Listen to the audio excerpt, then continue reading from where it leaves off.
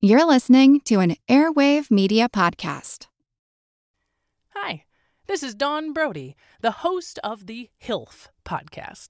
And Katie and Nathan from Queens wanted me to tell you they use strong language. So if that's not your thing, this won't be the show for you. But if that is your thing, girl, come check me out. I'm a comedian with a history degree, and each episode of HILF features a new guest and a different history subject. From Frankenstein to Cleopatra, from Titanic to the Challenger disaster, I dig deep in the annals and stimulate. HILF, because history is a party, and everyone is coming. Hi, this is Katie. And this is Nathan. And you're listening to Queen's Podcast, the show about badass women in history.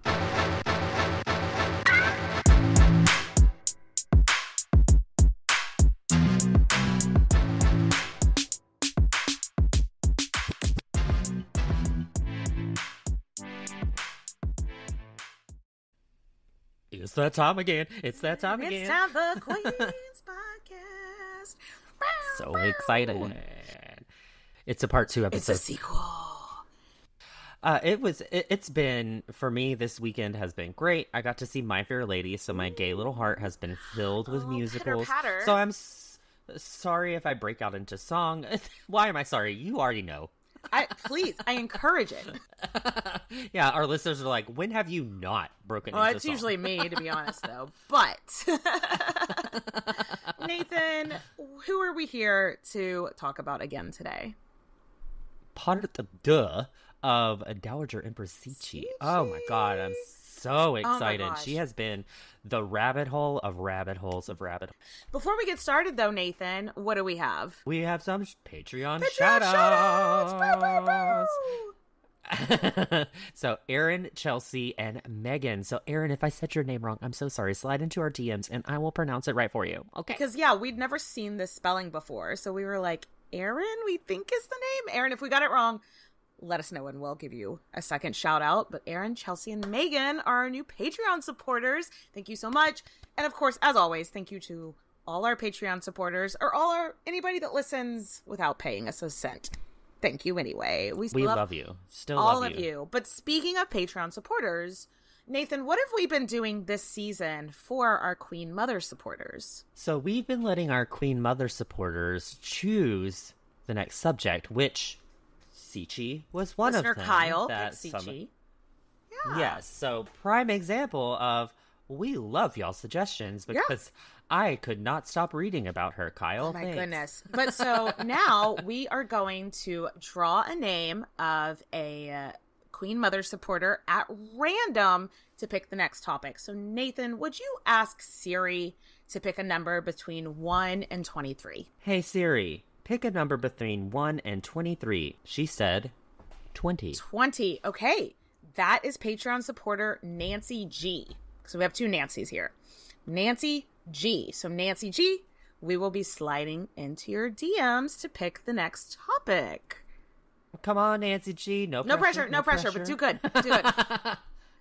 Nathan, where did we leave Cixi's story off? Cixi was born into the lower ranks of the Chinese nobility in 1835.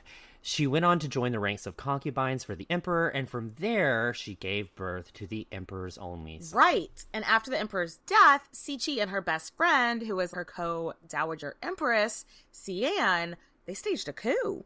A coup. A coup, yeah. What's that going on? A coup. And now, Cixi, at only 26 years old, is more or less the ruler of China for her 5-year-old son. So fuck yeah. Yeah. So you're all caught up. Cixi and Xian, their first law that they passed as regents for the 5-year-old baby king, which I have hashtag babies don't need jobs. That's the feeling. So this 5-year-old king, they had this law that stated that they would rule without interference, quote unquote. But because of Chinese customs, they couldn't just be out and about and mix company because sexism. Because sexism. Period. Because sexism. Yeah. Women had to live completely separately from men, so they knew for their rule to be followed, they had to stick to some of those customs. So they had to literally work behind the curtain. Surprise. Literally, like every day, Cixi and Cian would sit in on these meetings with this group called the Grand Council, which is, if you're familiar with our podcast at all, you know what this is. It's like a group of dudes sitting around deciding on the laws and stuff. And Cixi and Cian were there, but all the men got to sit at a table together, and Cixi and Cian literally had to sit behind a big yellow curtain. So the men couldn't see them, and they couldn't even hear them, because Cixi and Cian would have to whisper to somebody, and then somebody would come out behind the curtain and be like, the Dowager Empresses say this. Okay, number one, this is Empress Wu vibes. Empress Wu vibes, same thing, yeah. Same sort of thing, but also like Wizard of Oz. Don't pay attention to the man behind the curtain. Also, because it's not a man, it's a woman. It's 2 ladies, and they got bigger dicks than all y'all. But fun side note. Fun truth. That was just a good statement there. They got bigger dicks. We're done. Than all y'all. Thank you and good night. That's the story. That's Empress Cixi. But no, so the curtain was yellow because that was Cichi's favorite color. Cool. So it was kind of like a little bit of, sure, fine, I'll be behind this curtain, but I'm going to make it the prettiest curtain I can fucking find. But no, she put yellow stuff all over court because it was her favorite color, which vibes with me so much because, hey, Nathan, what's my favorite color? Yellow. I know! So I was like, okay, girl, make the court yellow. Anyway. Remember those seals that we talked about that were given to her by the late emperor that gave to Cian and Cixi? Mm-hmm. So they still had them. So no one could literally make any decisions without their consent because they had the seals, y'all. The seals signed the deals. The seals signed the deals. So I hate this level of separation between the men and the women. I kind of also at the same time love Cixi and Cian being like this unseen, ominous presence. Do you know what I mean? Yeah, it's power like the Wizard of Oz. Yes! They were the Wizards of Oz. Now, yes, Cixi and Cian were co-regents, but Cian just wasn't that into it. Cixi was all in. Cian was happy to handle the things like the social events, arranging the emperor's education. So she was into that. Cixi wants to take a front seat. Cixi was all about the power. So, okay, speaking of baby emperor, let's talk about him. So the little 5-year-old emperor's name was Tongxi. He's about 5. Luckily he doesn't have the responsibilities of running the country yet, because what do babies not need? Jobs. Babies don't need jobs. Yeah, you're right. But that doesn't mean he lives a stress-free life either. Like, his education was turned up to 11. It was hardcore. Morning, noon, and night. From the moment he woke up until the moment he went to bed, it was school. And it wasn't really his thing. No, like we've talked about people in the past that just love schoolwork. Margaret of Austria. Hey, I'm a nerd. If someone's like, here's a book, read it and give me a book report, I'm like, will do. But, baby Margaret Tongxi, Austria, Anne Boleyn, people like that. Love that. Not everybody's that minded, and that's okay. No. It takes all different kinds of people to run the world, Yeah, Tongxi just wasn't into it. He wasn't a good student. He would get overwhelmed by everything. It makes me think that maybe something else was going on with There's Tongxi. thought that he might have been dyslexic or something. Which, I mean, looking at Chinese language, that's hard enough to learn. Could you imagine with dyslexia? Right, right. Like, whoa, that one little floop went to a flop. Yeah. And so now it's a completely different word. You can't diagnose somebody from 100 years later, but there are people that are like, maybe he had the learning disorder. Yeah. We just know that he wasn't into school. He wasn't into school. So if you remember from episode 1, Tongxi's dad, the former emperor, wasn't a very good emperor either, because he wanted to party more than he wanted to govern. And a lot of those traits are starting to show up in Tongxi. And over time, Cixi and Tongxi started to butt heads, because she was pissed off that he wasn't taking being an emperor more seriously. And he was pissed off that she wouldn't get off his fucking jock about it. You know what I mean? She was just so overbearing.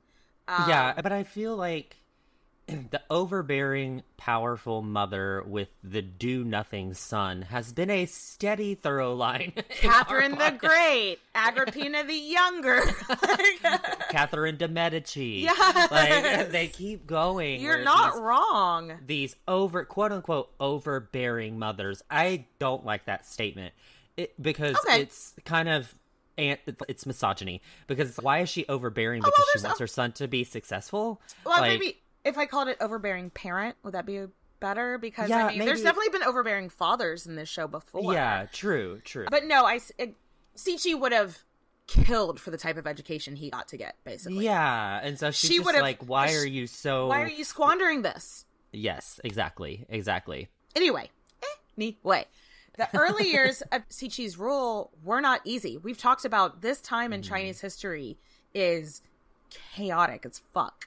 As we discussed in episode 1. For instance, there was this rebellion going on that I think we're going to do a Patreon episode on called the Taiping Rebellion, which is wildly fascinating. Nathan, though, we're not going to have time to go into it, but what's the TLDR of the Taiping Rebellion? Okay. So the Brits came over, and as the Brits usually do, they're like, hey, there's this really cool thing called Christianity. And they're like, maybe you've heard of Jesus. I don't know. And then one of those Chinese guys was like, yeah, I've heard of Jesus. He's my brother. And you're like, what? So obviously the Brits are like, no. And he's like, yes. Yeah. And that's where the rebellion happened. So we're not going to have time to go into it because it could be its own episode on its own, and it might be over on Patreon. You can get it for as low as $3 a month. But so this rebellion just grew and grew and grew, and it became an actual threat to the government. And that's when Cixi was like first becoming into her own as a ruler. And so she had to squash it. But then she was like, okay, is the call coming from within the house? Because where there's smoke, there's fire. And if something like this could so easily almost overturn our government, shit's off. Do you know what I'm saying? Yeah, something's wrong. Something's wrong. She's like, something, my spidey sense is going off. And so she is just thinking, there must be somebody in the government that's really doing their job poorly, and she opens this investigation into everybody in power, which is something that the Chinese people have never really seen before. And I think that's kind of cool, though. She did like an internal investigation, basically, of the government, and that doesn't happen a lot, especially in China at the time, which, I mean, if there's a revolt going on, you're like, somebody dropped the ball. Something is off. Yeah. So Cixi decided, based on the reports that she got, to make some changes that were pretty radical for the time. So first, she had some military people executed. Like leaders.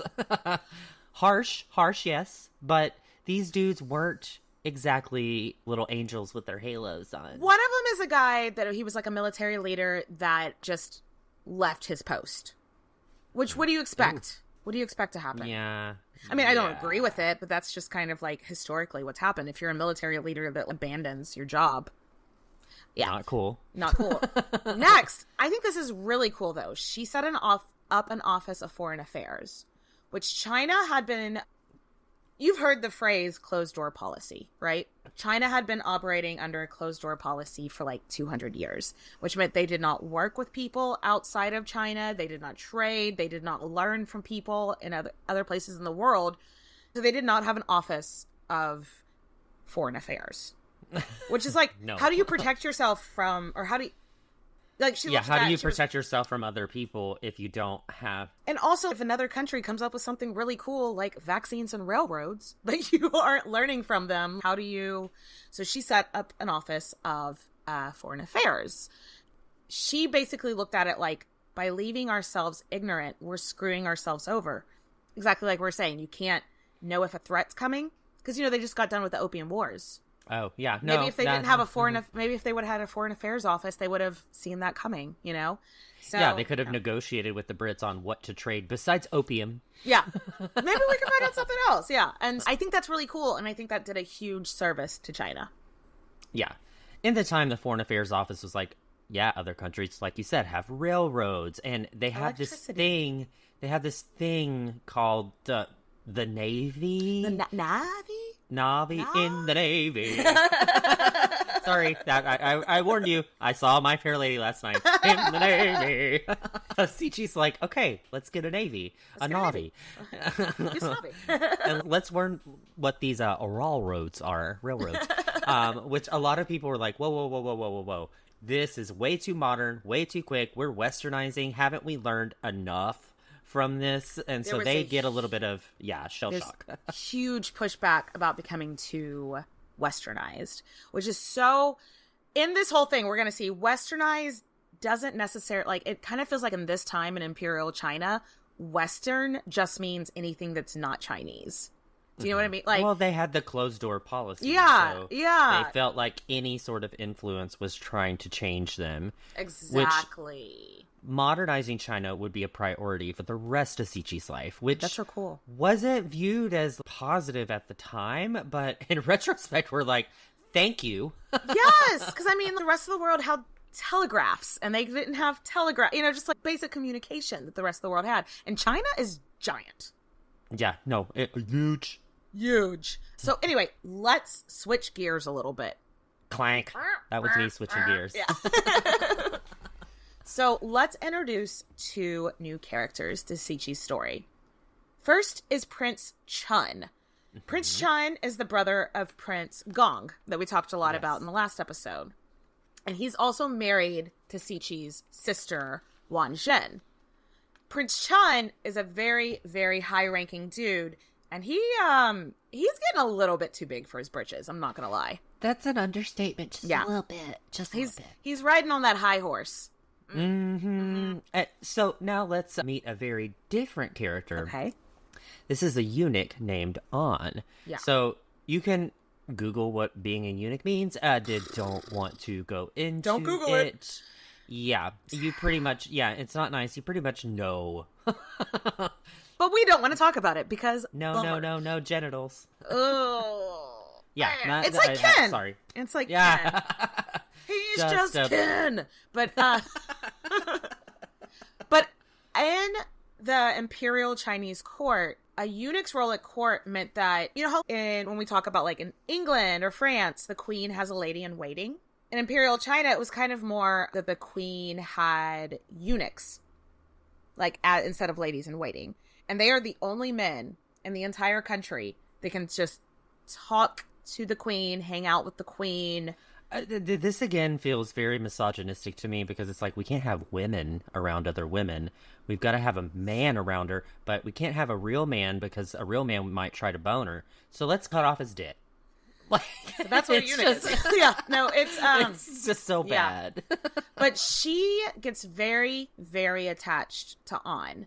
And she actually even names him, like gives him a nickname, Little An, my little An. Oh. And it's kind of assumed that they were in love with each other. I'm trying to raise one of my eyebrows right now.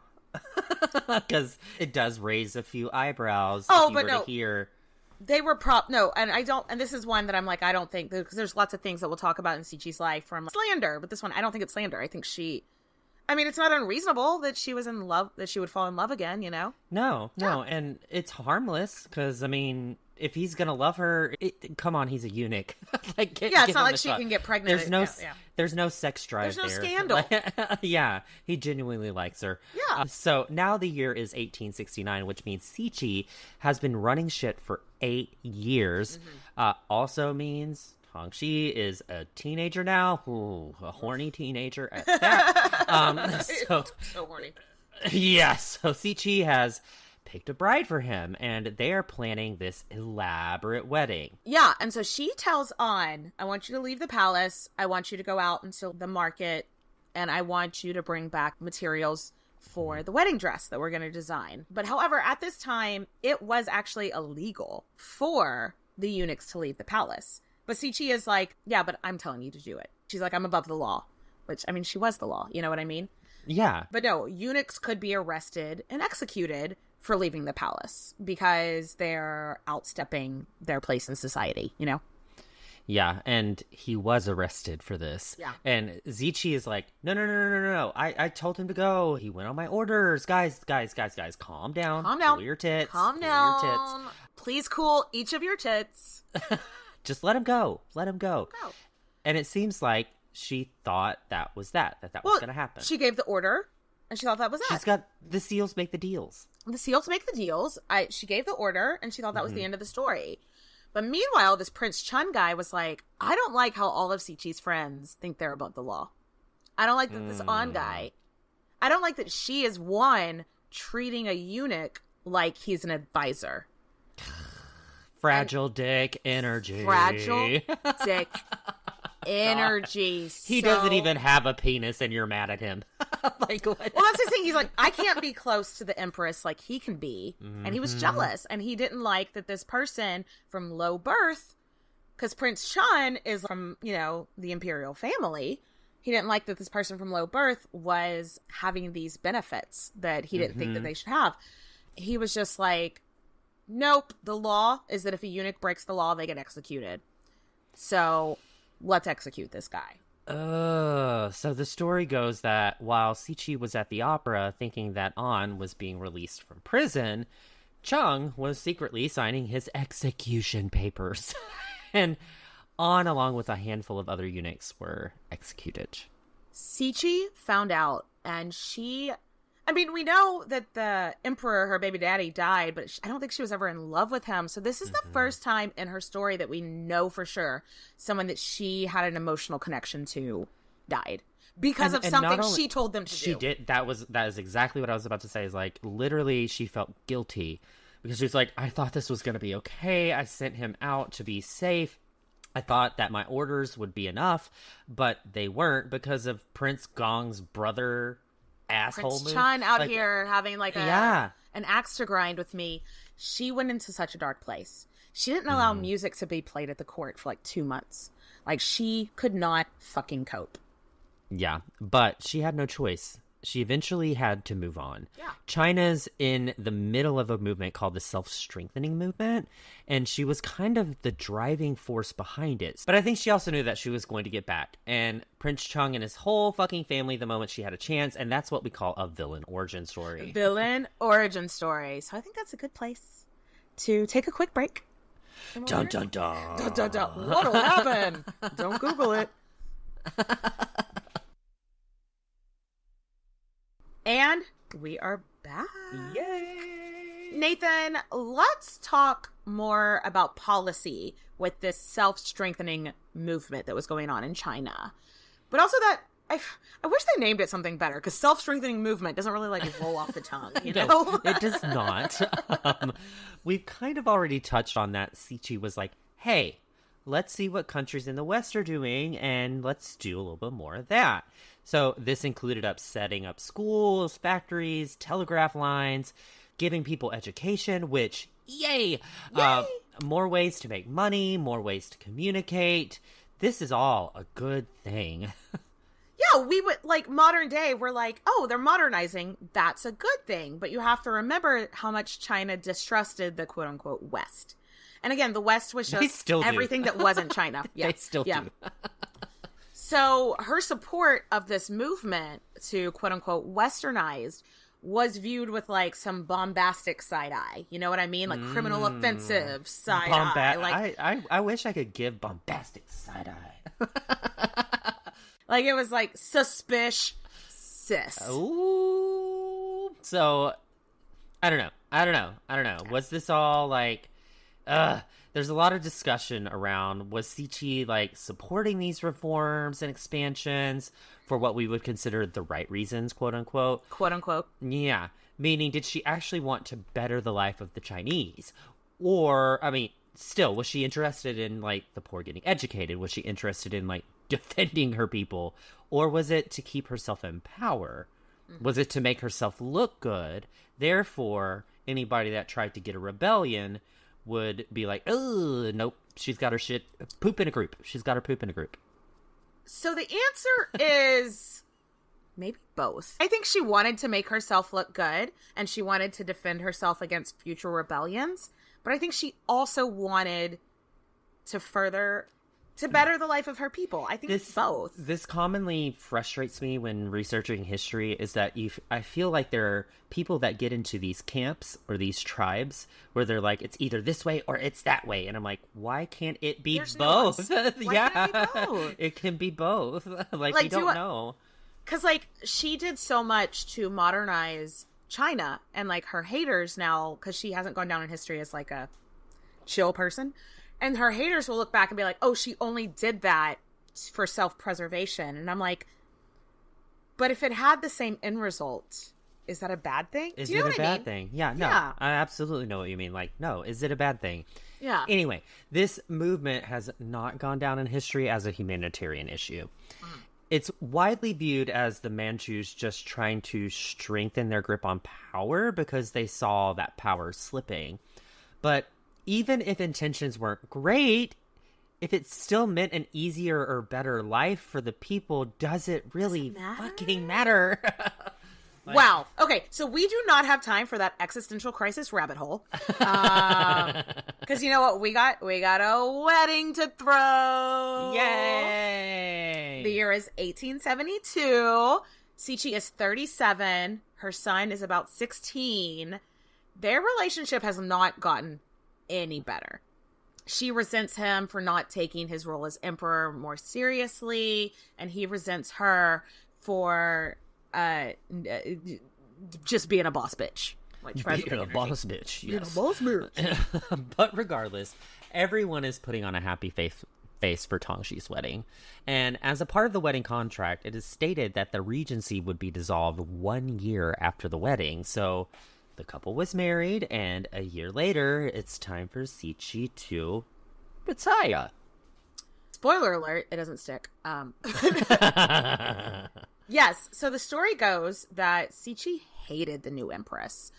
Not that the new empress, Alut, had done anything. She's just a mother-in-law. Mother-in-law from hell is the way that they paint Cixi in this. Because Alut was like 13. She was an obedient, polite girl.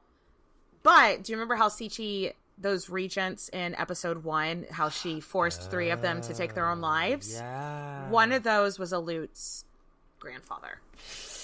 Ooh, an awkward situation. Yes. This is me, like, trying to tap dance out of this awkward situation. Side shuffle out of here, yeah. But no, so the story goes, which who knows if this is fucking true, but the story goes the reason Cixi hated her so much, and I don't think Alut and Cixi actually had a difficult relationship. I think it's just history painting her bad. Mm-hmm.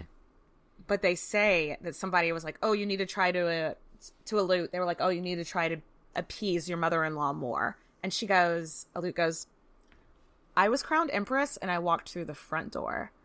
Cixi was concubine. She came in through the side door. Why should I change my tone? Oh, honey. I don't think it happened, but if it did, sick fucking bird.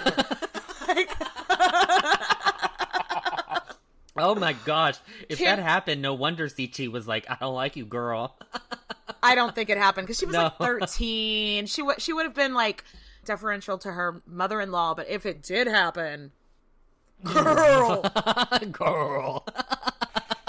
You don't talk about your mother-in-law like that. Don't call your mother-in-law a whore. How about not? I mean, but she was concubine. Concubine.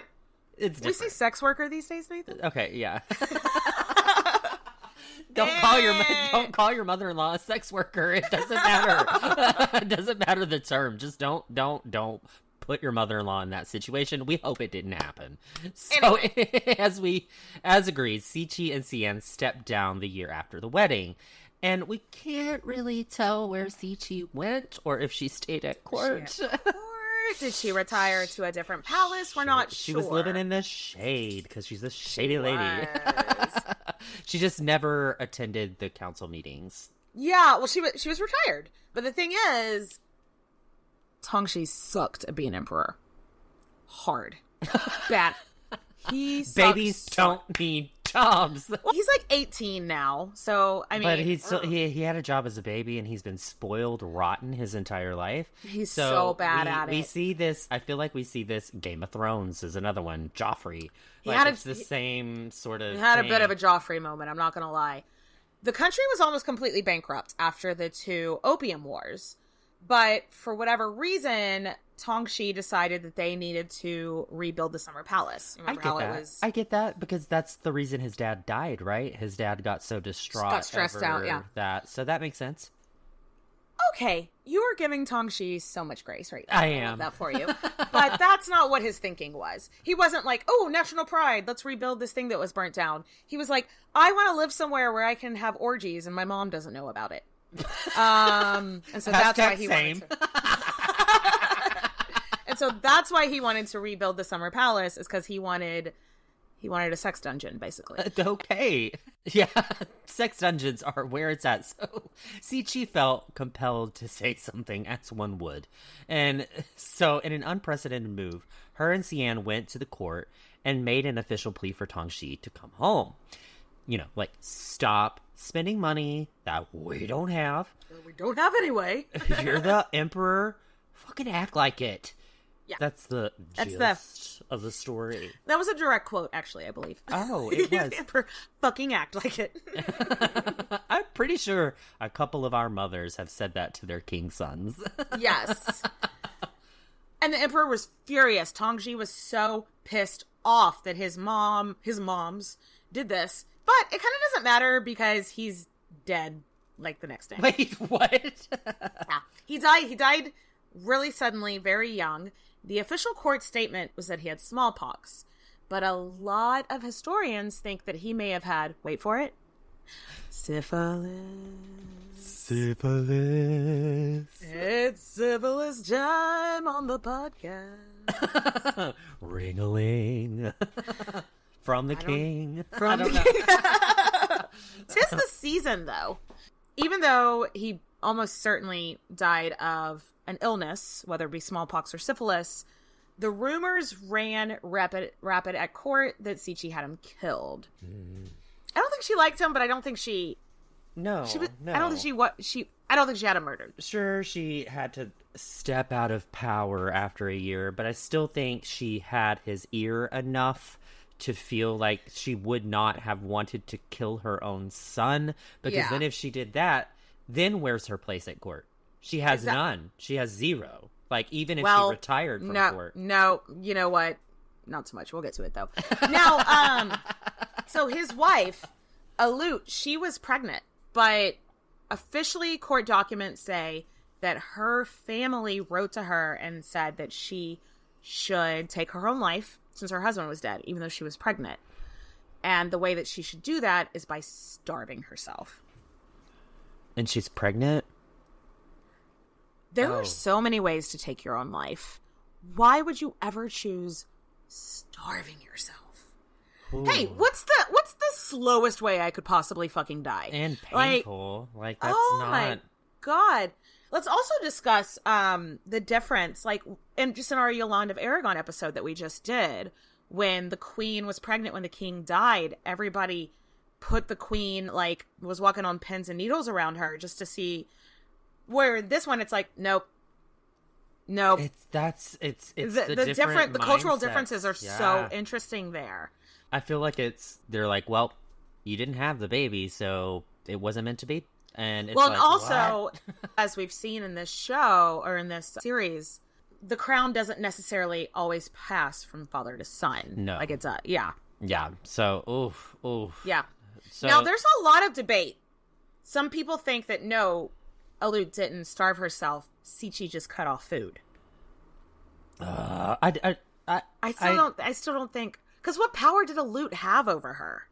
None. Like, why would she? There are a lot of times in this show where it's like somebody died. Cixi must have killed him. There's only one where I think it actually happened, which we'll get to at the end. No, I don't think agree. This is it. She was the emperor. Well, what's her name? Alut. I was about to say auto-tune.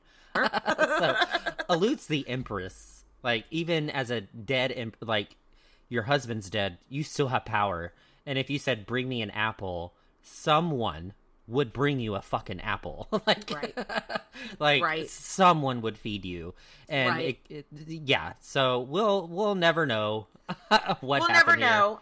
The New York Times at the time wrote about this, which I think is really interesting because they had that closed door policy. But since I found this quote from the New York Times, obviously the West, quote unquote, was looking at them, watching what they were doing.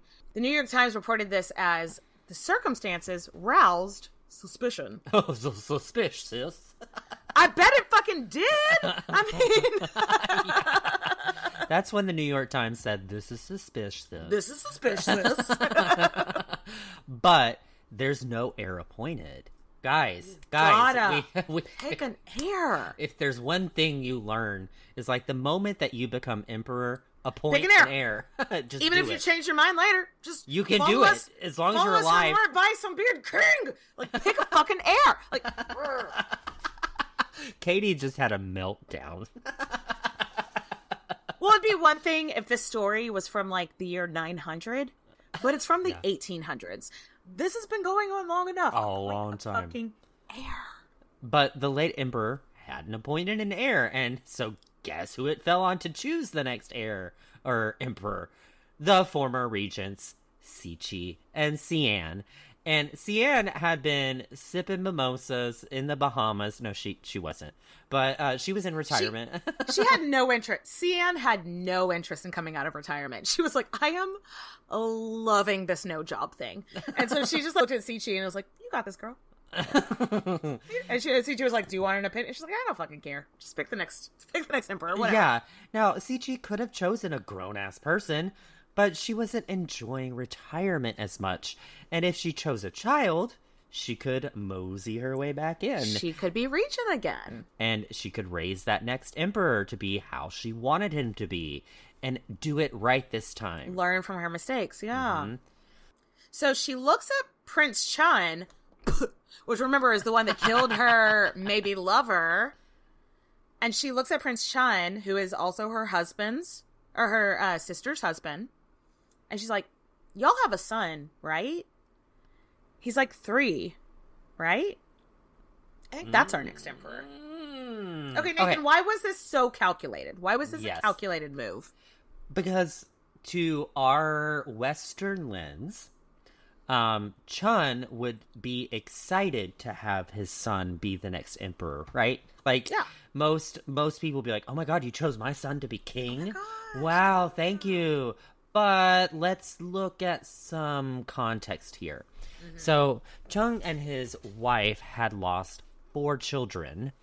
Their son, Guangxi, was their only child to survive, so they doted on him. Yeah. They adored him because misogyny. Because if you don't have a uterus, I think they would have doted on any child because they had daughters that died, they had sons that died. I think they were this was our only child because they had like 5 kids and only 1 lived. Mm-hmm. So we have no reference. I appreciate you jumping to misogyny because that's usually the answer.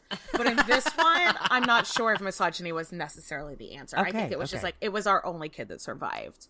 In this case, so they doted on this child, they adored him, and so she's taking their only child away from them. So it is a punishment there. And also, when an empress adopts a child, like we talked about with like the Roman Empire and shit like that, the biological parents lose all rights to the kid. Mm-hmm. They have no custodial rights. So they can't see them when they want to, and they have they're now completely at Cixi's will if she treats that child poorly or not. Oh. Right. And remember, Chun killed her best friend / lover. So and now it's like, I'm in control of your son by making him emperor. Fuck around and find out. It is not a fuck around and find out situation any parent wants to be in. No. So now so just from that standpoint of I have control of your child and how the rest of his life is going to go, tells his father, do not fuck with me, you know? Ooh. So that's number 1, fuck around and find out. Secondly, typically emperors' fathers were dead. The normal way to become an emperor was to be the son of an emperor and your dad ends up dying. There hadn't been an emperor with a living father in over 200 years. And this is a very superstitious culture. So if Cixi said the emperor can't have a living father, she could get Chun executed without any questions asked.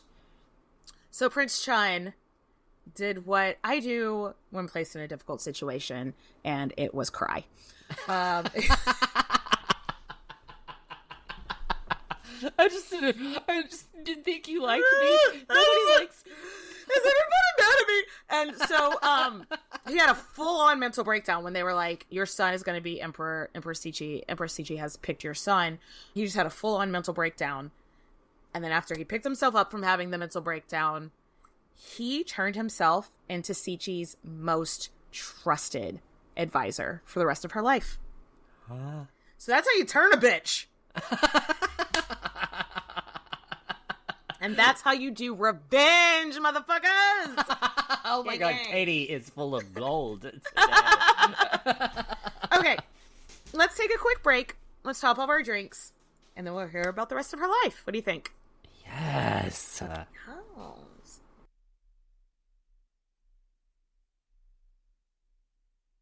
And we're back. So, new baby emperor is moved from his parents' home into the palace. That was in 1875. So for the next few years, things kind of go back to normal. So Cixi, Xian running the show. Zichi's dealing with the politics. Xian is retiring and dealing with everything else. Yeah. They're the dream team. She has the soft skills, yes. She did.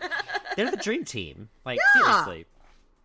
Until one day in 1881, Empress Xian very suddenly died. She was only like 42. She hadn't been sick. They think she probably had a stroke. And she passed away. But what was... Okay, so someone in Cixi's life died. What's the rumor, Nathan? That Cixi killed him. What? Why would Cixi... Xian That's her best was friend. So I don't want to write this. I want someone else to write a historical fiction novel where Xian and Cixi were lovers. Yes. But even though I don't think that was true, that was her life partner. Even if it wasn't in a romantic sense, that was her life partner. Do you know what I mean? Why would she kill her? Why would she kill her? Yeah, they were raised together. They were best friends. They entered the concubineship together. Like, it was a whole thing. And I don't believe that Cixi would have wanted to live life without Xian. Like, but the thing was, like, it was so sudden that, like, Cixi felt it. And it took the wind out of her sails. So, like, why would she do that? Why would she purposely hurt herself? Literally 2 years of her life, she withdrew from court. There are even stories about how poor little baby emperor having to appear in front of the court on his own at 5 years old, because babies don't need jobs. Because Cixi couldn't pull herself out of bed. She was depressed. So she gets painted as this person that's this ruthless killer. And it's like, no, okay, maybe once, but not the whole time. No, why would she? During this time when she was like in her emo era of like just staying in her room crying, Prince Gong from episode 1 decided to step up. And Cixi was just sort of like, yeah, I don't care. You take control over everything. And Prince Gong, do you remember how he signed like that really shitty deal to end the Opium Wars? Yeah. Mm-hmm. So this is that part 2. He got China involved in something called the Sino-French War, which we don't have time to really get into. China actually won the war, but when it came to signing the peace treaty, Prince Gong dropped the fucking ball. And China lost again. And China lost all this land and all this money. This woke Cixi the Ferk Erp. She was she's like, okay, depression to the curb. I have a low life who doesn't know what the hell he's doing trying to run this country again. Remember, this is not Prince Gong. He'd already done this before, and she was just Gong. like, oh, fool me once, shame on you. Fool me twice, get the fuck out of being... It just makes me wonder, like, in these peace treaties, was there wording that was confusing? I guess there had to have been to him.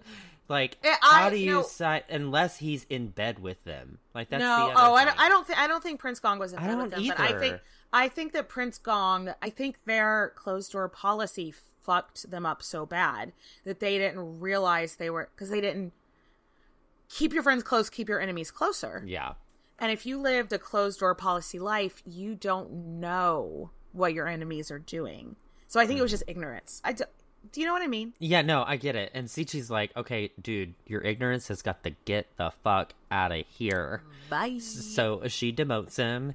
I mean, he was her friend. She didn't want to humiliate him too much. Quietly His public opinion, his PR reps were already mad about the last Opium Wars. And then he did it again. So he's public enemy number one. Everybody is like, this guy's got to go. And so now Cixi is once again the HBIC.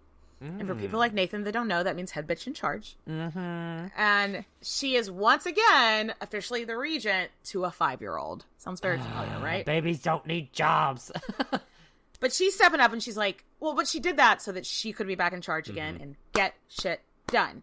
So during this time, she builds up China's navy, which at the time was considered the best navy in the East, so no big deal.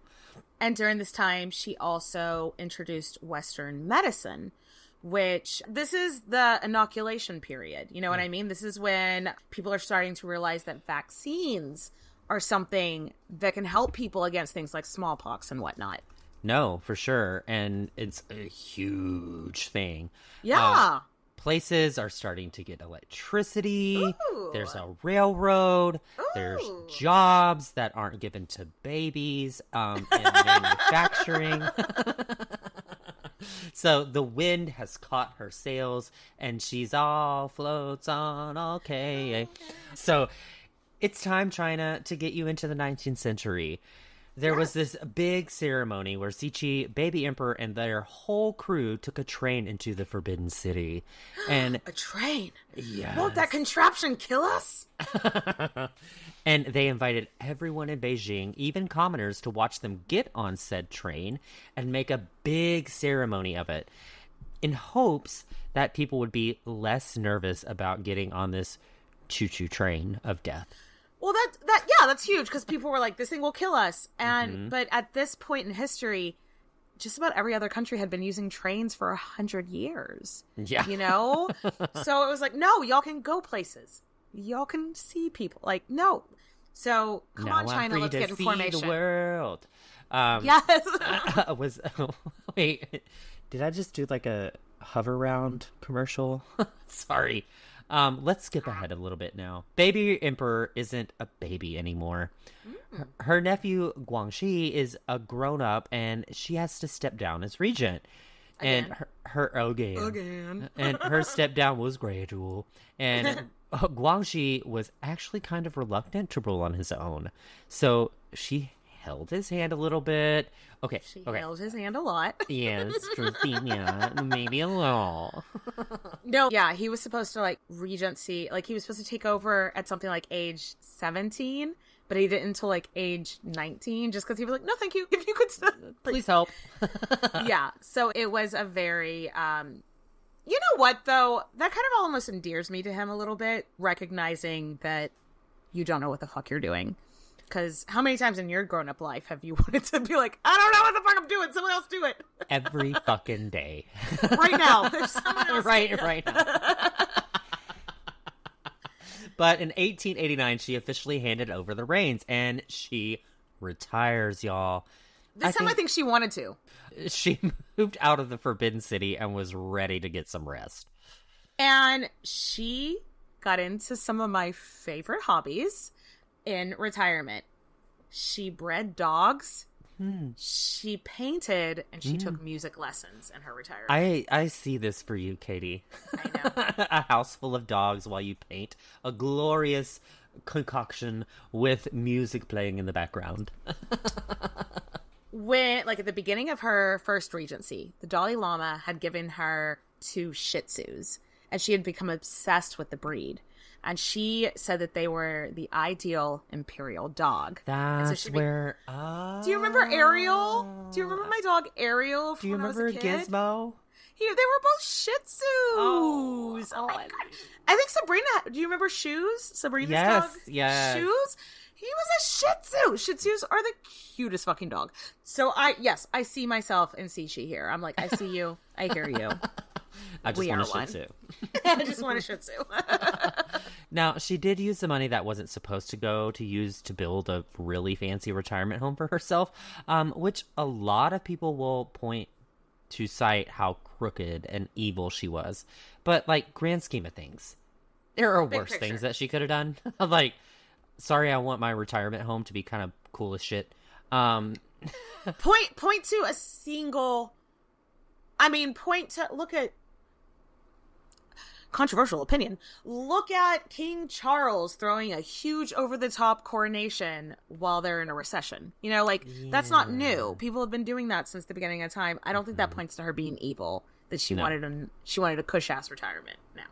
No.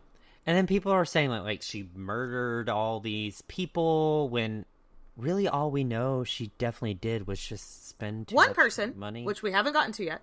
Yeah, one person. She just spent too much money on her own retirement home, which, is it cool? No. No. But is that evil? No, that's not wrong. Like, yeah. I want to make sure I have a house full of Shih Tzus with violins and paint. Bitch, same.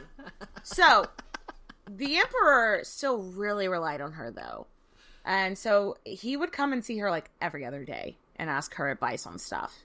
And so, though she's legally not in charge anymore, there is still not a single reform that is made that doesn't get Cixi's sign of approval. Like, she was once again running things from behind the curtain, basically.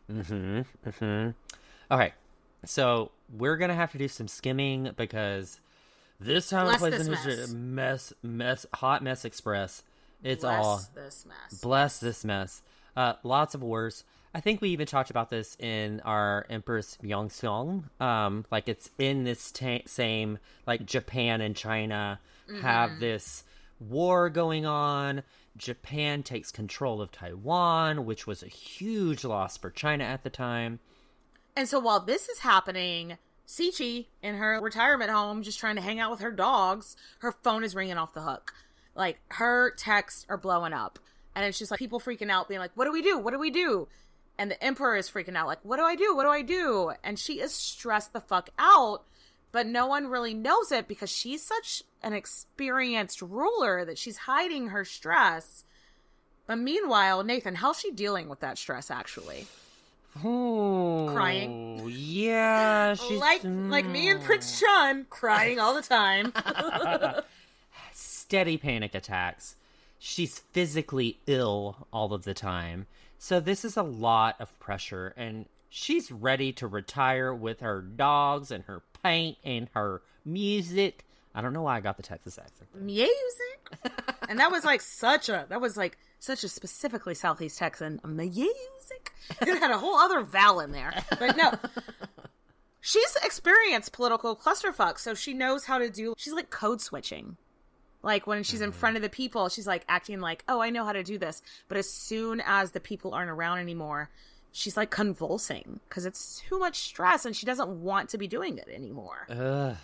Yeah.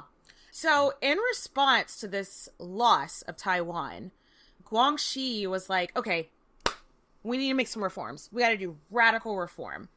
And from a modern-day lens, I look at the reforms that he tried to put into place. And we're like, yes. Yes to education. Yes to equality. Yes to whatever. But he wanted to do 100 years worth of reforms in 100 days. Okay. It was too fast, too furious. Yeah. It's not like the 100 Years' War. It's like the 100 Days of Reform. And no, thank you. That's exactly what it's called, the 100 Days of Reform. But it was too much, you know? It was too much. So they're, like, modernizing everything. They're trading with the West. They're bringing Westerners in to tell us how to build infrastructure. He's like, okay, who has the best navy? England? England, come here and show us how to do navy. So we're sending our kids to school in France and Germany and Japan. They're adopting a constitutional monarchy. All of this in just 100 days. And look, I agree with all of the reforms, but I also, it was too much. It was too much, fast. too quick. Yeah. And Cixi was just like, whoa, whoa, whoa, whoa, whoa, whoa, whoa, whoa, whoa. And I think she agreed with all of these reforms too. Because remember, she was trying to modernize China as well. But I think it was just, she was like, ugh, it's too much.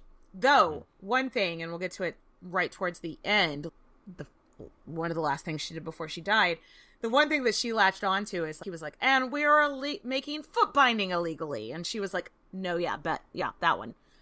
Yeah, let's make that illegal. Do you know what foot binding is?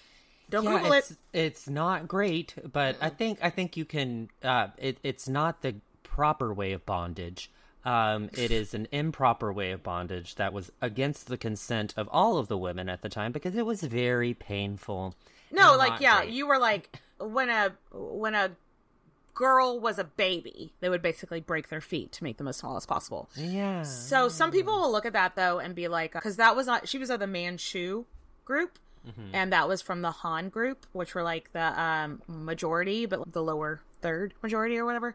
And so people will be like, oh, you were trying to take away their culture. And I'm like, or maybe she just didn't like all these poor babies that didn't consent to it having their feet broken. You know, like, it's just not a far stretch there. Anyway, that was the only thing in all the things that he tried to pass in 100 days that she was like, let's keep that one. But I think she agreed with all of them, but it was just the speed at which he was going. Yeah, he was manic in his decision. And so now it's time for coup part 2. Coup part 2. Coup part 2. And y'all. The military. I'll bring the potato salad to the coup part 2. Oh my God, Katie. So I'm gonna have to compose myself. If you could, that would be great. We've kind of got this show. I'm gonna need you to bring the potato salad to the coup part 2. Coup part 2. I can't. Oh my God. So, the military was still on Cixi's side, and everyone knew she was the one with the experience. The know-how, yeah. And we were having to leave so much out. If you're interested in learning more about this part, please go to the links in our show notes, because I've linked out to a bunch of really great resources, because we are having to do some hard skimming on the 100-Day Reforms. But what you need to know is that poor baby Guangxi, he had to be taken down. And he was put into house arrest. And now Cixi is regent. Again. And this, by all accounts, seemed to be bloodless. Bloodless coup part 2. What do you do? Bloodless coup.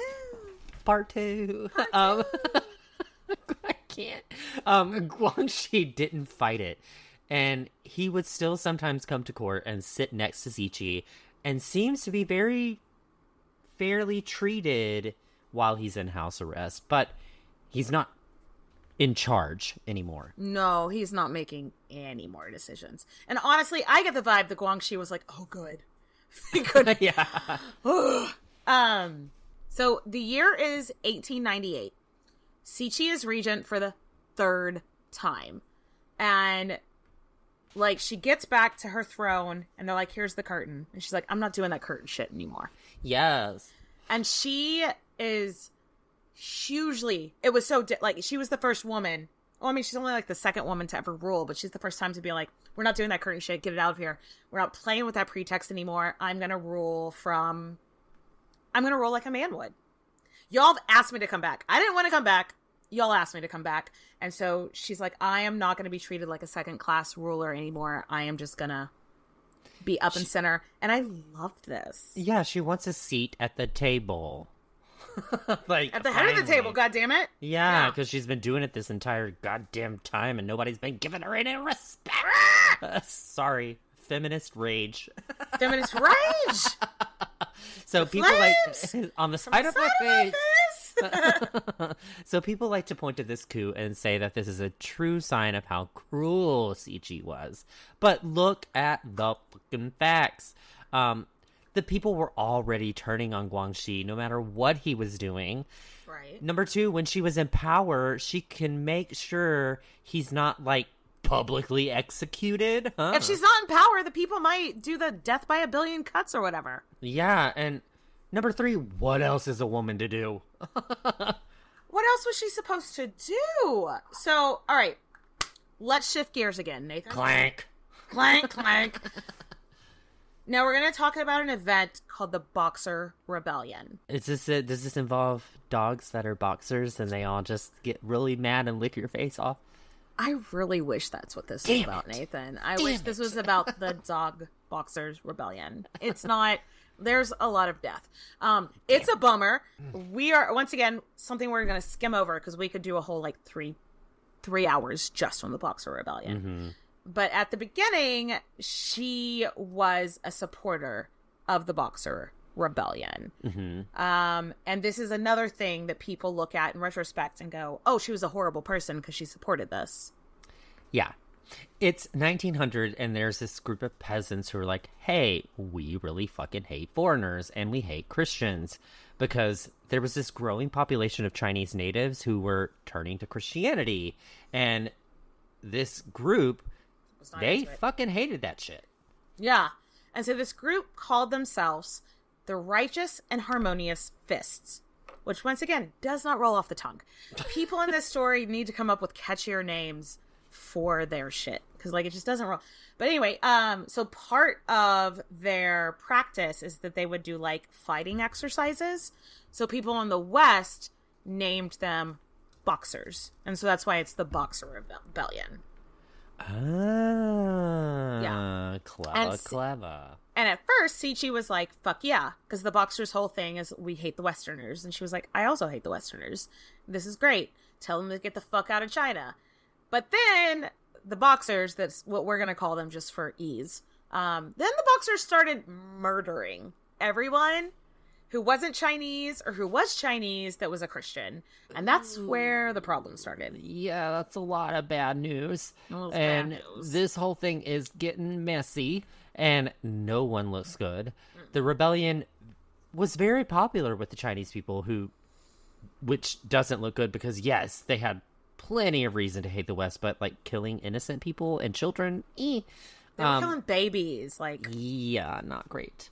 The Westerners ended up sending in their troops, and they're killing innocent Chinese people, which...